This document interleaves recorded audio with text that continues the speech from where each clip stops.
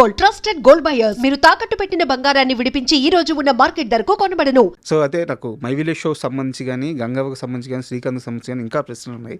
అవి అడిగే ముందు నేను మీ పర్సనల్ లైఫ్కి వస్తాను. సో మీరు కూడా వలసపోయానని చెప్పారు. ఇరాక్ వెళ్ళింది, ఏం చేశారు? ఇరాక్ పోయి కిరాక్ వచ్చిన. ఏం చేశారు ఇరాక్ వెళ్ళి? యాక్చువల్గా మాది పెద్ద కుటుంబం. మేము నలుగురం అన్నదమ్ములం, 2 అక్కయ్యలు. సో విలేజ్లో ఏంటంటే ఎట్లుంటుంది, ఇక మిడిల్ క్లాస్ ఎట్లుంటుంది అంటే ఇక పంట పండిస్తేనే ఇట్లా జీవనోపాధి ఉంటుంది అన్నది. మాకు ఏం చేయాలో అర్థం కాలేదు. మా అమ్మ కాలం చేసిన తర్వాత ఇక మాకు ఒకటి అనుకున్నాం, ఏది ఎట్లా ఆలోచిస్తే డబ్బు రావాలి కదా బతకడానికి కోసం, ఏం చేయాలో అర్థం కాకప్పుడు ఈ ఊర్లో వ్యవసాయం చేద్దామంటే అంత పెద్దగా లేదు. సో ఏం చేసినా బిజినెస్ చేద్దామంటే అట్లా లేదని చెప్పేసి ఆలోచించుకొని నేను జస్ట్ ఒక పాస్పోర్ట్ తీసేసి బయట దేశం పోయి వచ్చిన. పోయినాక ఇక అక్కడ చాలా కష్టాలు ఉండే. 3 years 3 months ఉన్నా. ఎట్లా అంటే లైవ్లనే బాంబులు పడుతుండే, తర్వాత చాలామంది దెబ్బలు తాకుతుండే. అయినా మేము తట్టుకొని ఆడ ఉన్నాం. ఎందుకంటే మా ఫ్యామిలీ మంచిగా చూసుకోవాలి, మా పిల్లల భవిష్యత్తు మంచిగా ఉండాలి అనుకున్నాం. అక్కడ ఎలక్ట్రీషియన్ వర్కేనా? అక్కడ ఎలక్ట్రికల్ కాదు, ఏసీ మెకానిక్ చేసిన. AC mechanic.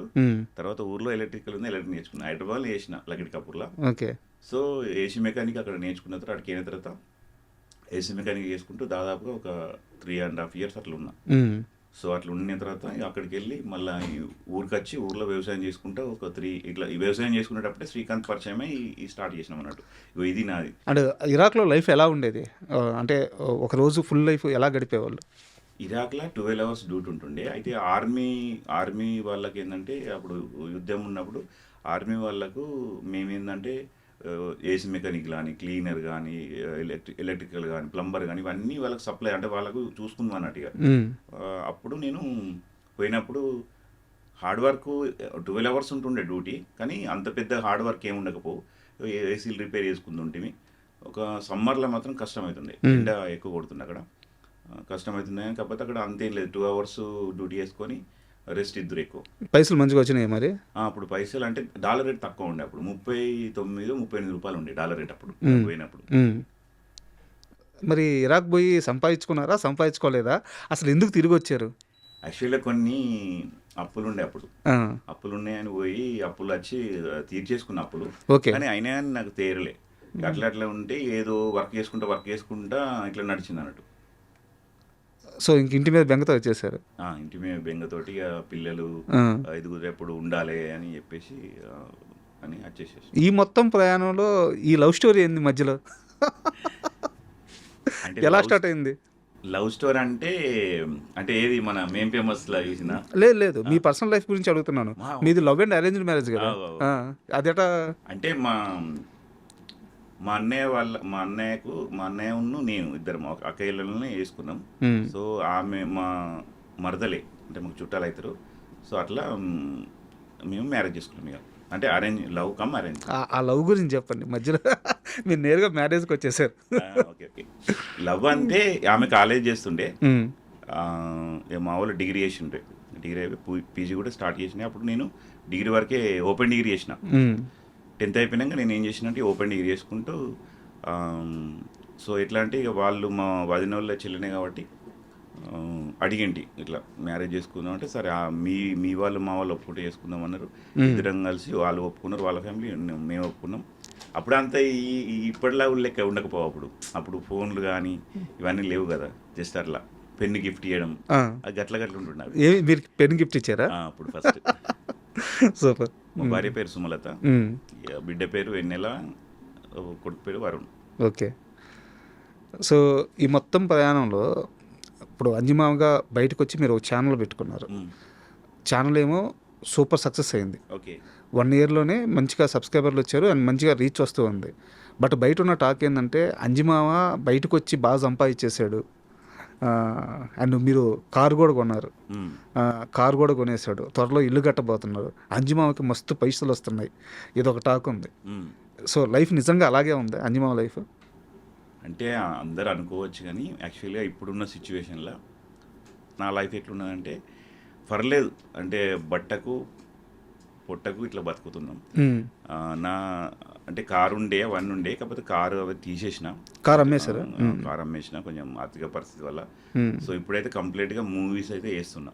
మూవీస్ చేసుకుంటూ యూట్యూబ్ ఛానల్లో బయట ఏమైనా సాంగ్స్ వచ్చినా కూడా చేసుకుంటున్నా. మ్మ్. సో ఏంటంటే అందరు అనుకోవచ్చు అంటే బాగా రిచ్ ఉన్నా అంటే మాది మిడిల్ క్లాసే, అంతే ఇప్పుడు అట్లే ఉన్నా.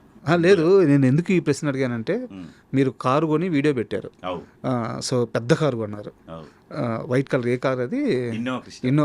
సో పెద్ద కారు కొన్నారు అండ్ ఊర్లో షాప్ పెట్టారు. అవు షాప్ కూడా మంచి జరుగుతుందని మీరే చెప్పారు. మ్మ్. అండ్ సినిమాలు చేస్తున్నారు. అంజుమామకి అన్ని వైపుల నుంచి ఆదాయం అని చెప్పేసి ఒక టాక్ అయితే మీ ఊరంతా స్ప్రెడ్ అయిపోయింది, ఇండస్ట్రీలో కూడా స్ప్రెడ్ అయిపోయింది. కరెక్టే కానీ అంటే ఒక ఏడుపు అనేది ఉంటుంది కదా.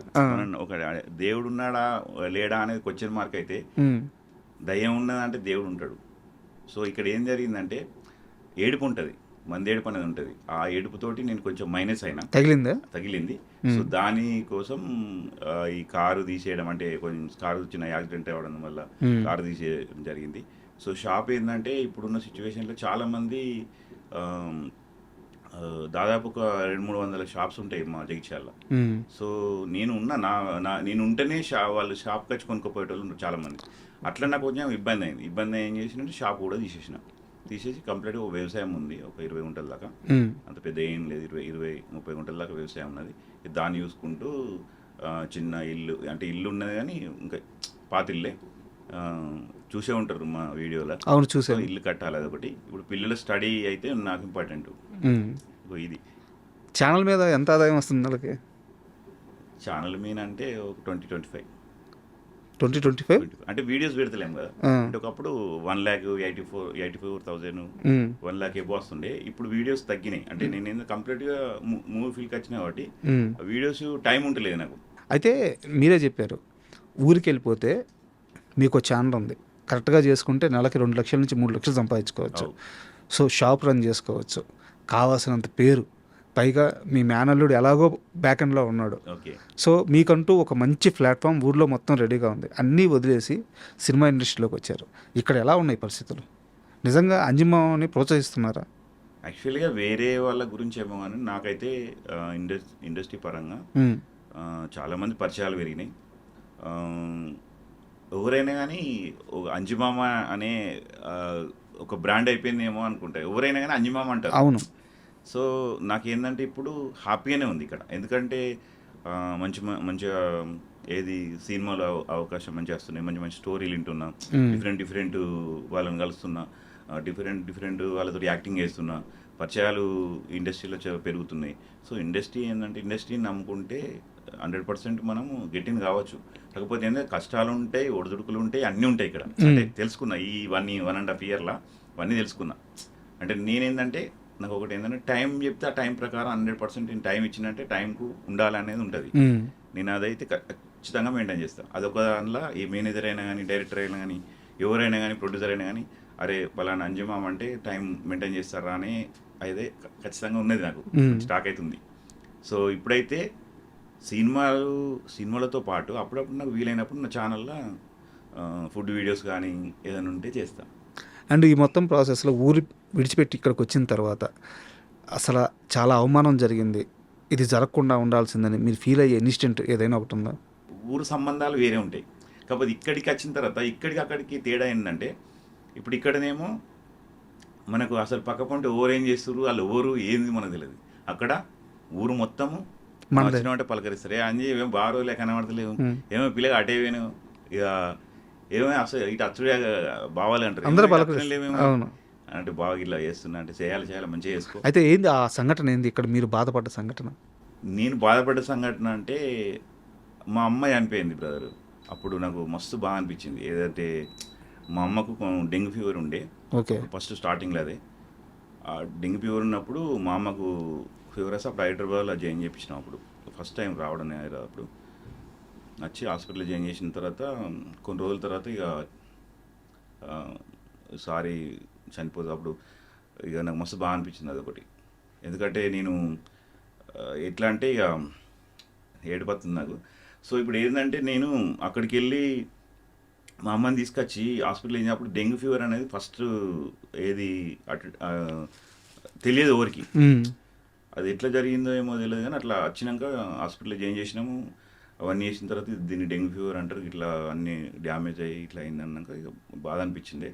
ఇక తర్వాత మా అన్నదమ్ములు కానీ మా అక్కలు కానీ అందరూ మా అమ్మతోటే ఉన్నాం అప్పుడు హాస్పిటల్లో. అదొకటైతే నాకు బాగా బాగా బాధాకరంగా ఉండే. లైఫ్లో బాగా బాధపడ్డ క్షణం అది. అదొకటి బాగా, ఎందుకంటే మా అమ్మ కూడా చెప్తుండే జిందగీలో నాని 10 ఏళ్ళు బతికే బదులు 4 ఏళ్ళు బతకాలంటుండే మా అమ్మ. ఒకటైతే నాకైతే అట్లా మా అమ్మ గుర్తొస్తే ఇక బాధ అనిపిస్తుంది. అమ్మతో బాగా ఎమోషనల్ కనెక్షన్. ఎవరికి నచ్చదు అమ్మ అంటే, అర్థం కాదు ఎవరికి నచ్చది అమ్మ అంటే అంటున్నా. ఈ వంట ఇవన్నీ ఎక్కడ అలవాటైనాయి?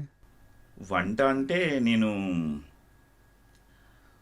అప్పుడు హైదరాబాద్లో నేను అప్పుడు ఏసీ మెకానిక్ నేర్చుకునేటప్పుడు మా ఫ్రెండ్స్ అందరం కలిసి రూమ్లో వంట చేసుకుందాం. అట్లా నేను ఇంటి దగ్గర మా అమ్మాయి వంట చేసినప్పుడు చూద్దుంటి. అట్లా నేను కొంచెం